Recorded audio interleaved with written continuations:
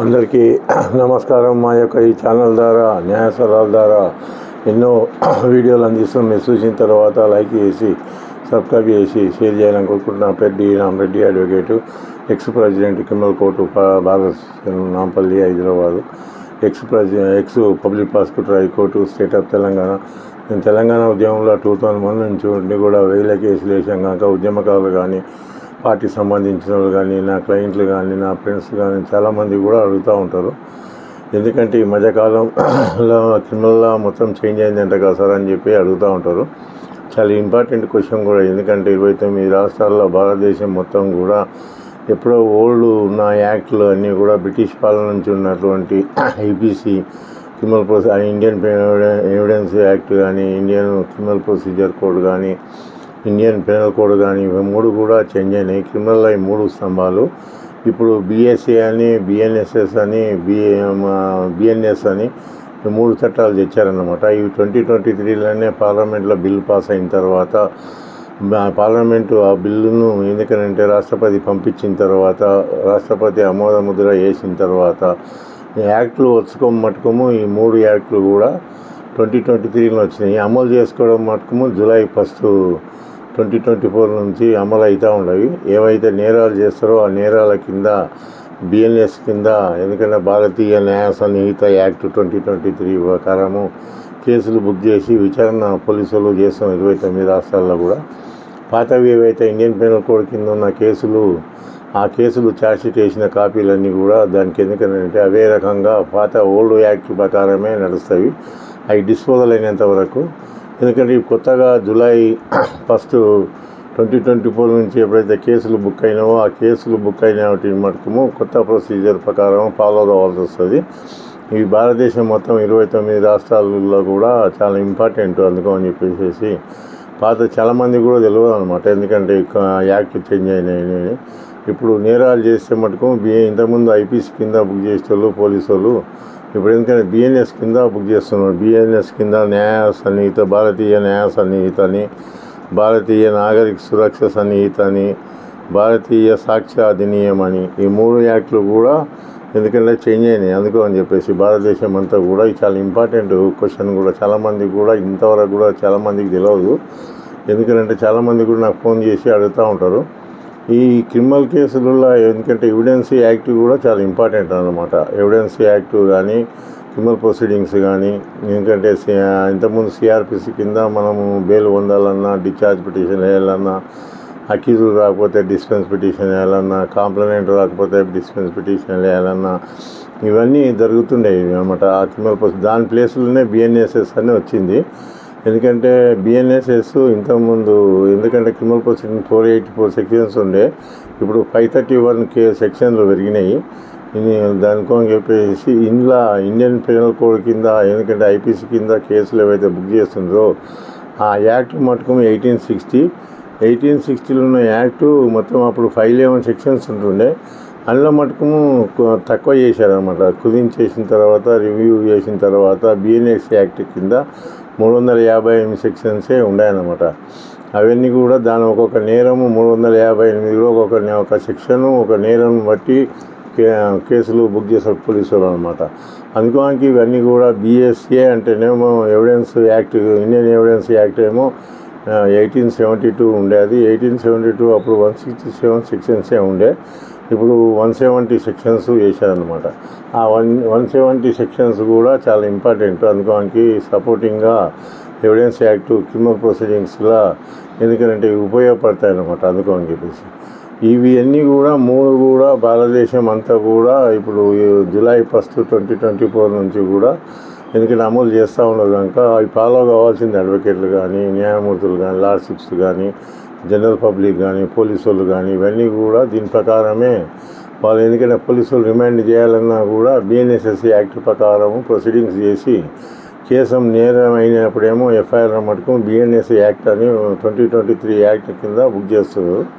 అందుకని 3 యాక్ట్లు కూడా 3 చట్టాలు కూడా చాలా ఎందుకంటే పకడ్బందీగా కేంద్ర ప్రభుత్వం చేసి ఎందుకంటే అంత కఠినంగా కొన్ని సెక్షన్లు కూడా బిఎన్ఎస్లో పెట్టారనమాట.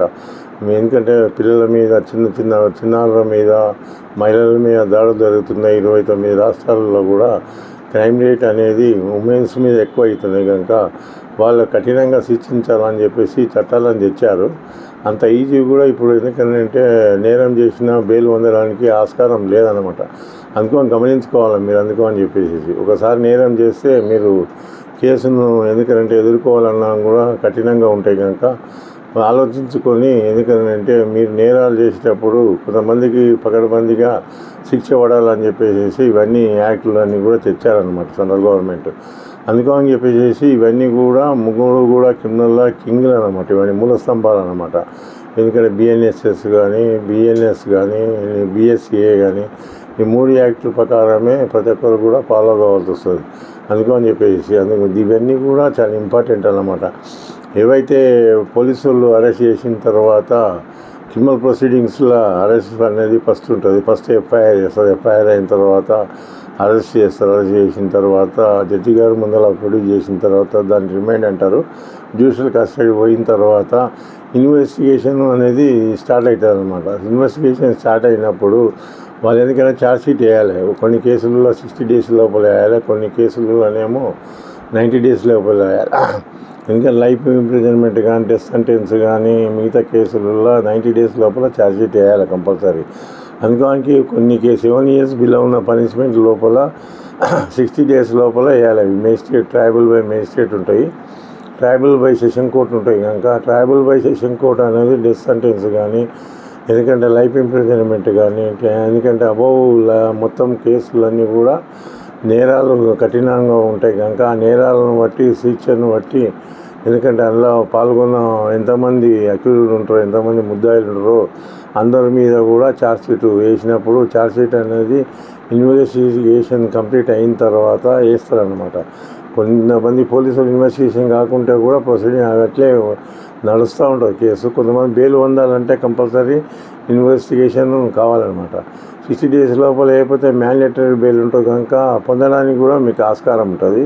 7 years బిలో నాటికి వాళ్ళ లైఫ్ ఇంప్రిజన్మెంట్ ఉన్నదంతా 90 days లేకపోతే రకాల జడ్జి గారి ముందర మీరు పిటిషన్ పెట్టుకొని మ్యాండేటరీ బెయిల్ ఉంటుంది కనుక దాన్ని ఎందుకంటే జడ్జి గారి ముందర రిక్వెస్ట్ చేసినట్లయితే ఛార్జ్ షీట్ వేయనట్లుంటే మీరు బెయిల్ పొందడానికి ఆస్కారం ఉంటుంది అనమాట. ఈ ఎవిడెన్స్ యాక్ట్ అనేది కూడా చాలా ఇంపార్టెంట్ అనమాట. పోలీసు వాళ్ళు ఇన్వెస్టిగేషన్ చేసినప్పుడు 160, 161, 162, 163, 164 ఇవన్నీ స్టేట్మెంట్లన్నీ కూడా ఎందుకంటే కేసుకు సపోర్టింగ్గా ఉంటాయి.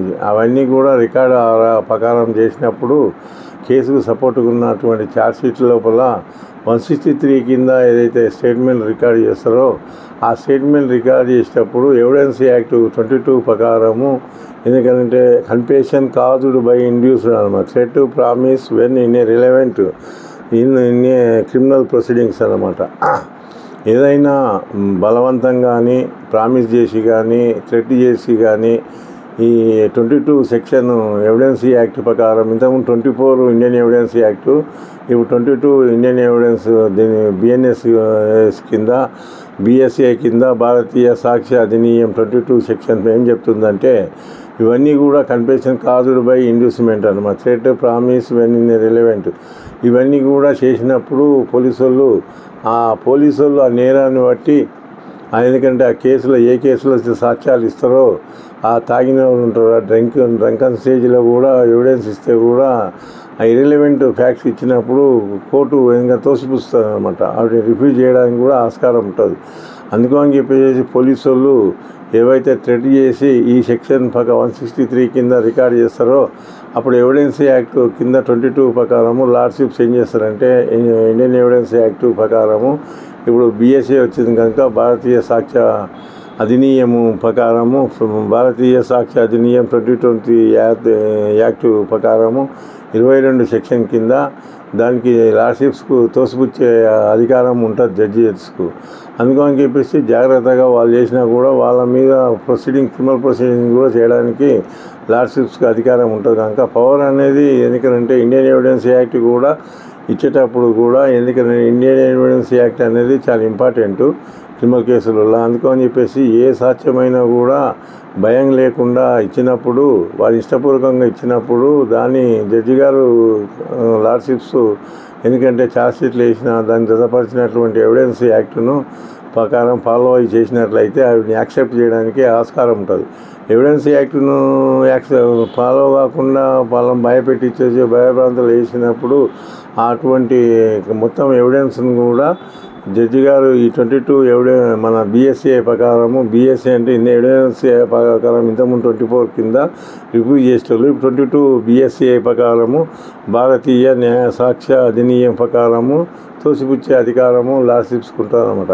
ఇవన్నీ కూడా చాలా ఇంపార్టెంట్ క్రిమినల్ ప్రొసీడింగ్స్లో. అందుకని చెప్పేసి క్రిమినల్ ప్రొసీడింగ్స్ అనేది వానికంటే ఛార్జ్షీట్ వేసినప్పుడు వెంబడే వాళ్ళు ఎందుకంటే ఈ యాక్ట్ ప్రకారము ఎందుకంటే బలవంతం చేసి కానీ భయపెట్టించేసి కానీ వాళ్ళకి ఏమైనా ప్రామిస్ చేసి కానీ డబ్బులు ఇస్తామని అవి ఇస్తామని చేసినట్లయితే అటువంటి ఎవిడెన్స్ పనికిరాదన్నమాట. అప్పుడు జడ్జి గారు భావించేసి అలా చెడు అలిగేషన్స్ కూడా ఉన్నట్లుంటే కూడా ఎందుకంటే దాని కేసు సంబంధించేది చెప్పకుండా వేరే చెప్తే కూడా కోర్టు ఎందుకంటే దాన్ని తిరస్కరించడానికి, దానికి రిఫ్యూజ్ చేయడానికి ఆస్కారం ఉంటుంది అన్నమాట. ఎవిడెన్స్ యాక్ట్ అనేది కూడా మూలస్థానం అనమాట ఈ క్రిమినల్ ప్రొసీడింగ్స్లా అనేది. ఎందుకంటే BNSS కానీ BNS కింద కేసులు బుక్ చేసినప్పుడు పోలీసు వాళ్ళు ఛార్జ్షీట్ వేయాలనుకుంటే ఇవన్నీ కూడా ఫాలో అవుతారనమాట. అందుకని చెప్పేసి ఎవిడెన్స్ యాక్ట్ ప్రకారము వాళ్ళు ఎందుకంటే ఎవిడెన్స్ యాక్ట్ 22 ప్రకారము భయపెట్టించేసి కానీ థ్రెట్ చేసి కానీ ఎందుకంటే వాళ్ళ ప్రామిస్ చేసి కానీ ఇవన్నీ ప్రకారము ఎవిడెన్స్ రికార్డ్ చేయకూడదు అన్నమాట. 22 యాక్ట్ చెప్తుంది అనమాట. దాని ప్రకారం 163 కింద వేసినప్పుడు ఫేర్గా చేయాలన్నమాట. అతను ఇష్టపూర్వకంగానే ఎవిడెన్స్ రికార్డ్ చేయాలి. అట్లాంటప్పుడు జడ్జి గారు యాక్సెప్ట్ చేయడానికి ఆస్కారం ఉంటుంది. అందుకని ఇవన్నీ చూసి ఫాలో అవుతారని చెప్పి కోరుకుంటున్నాను. అందరికీ నా ధన్యవాదాలు.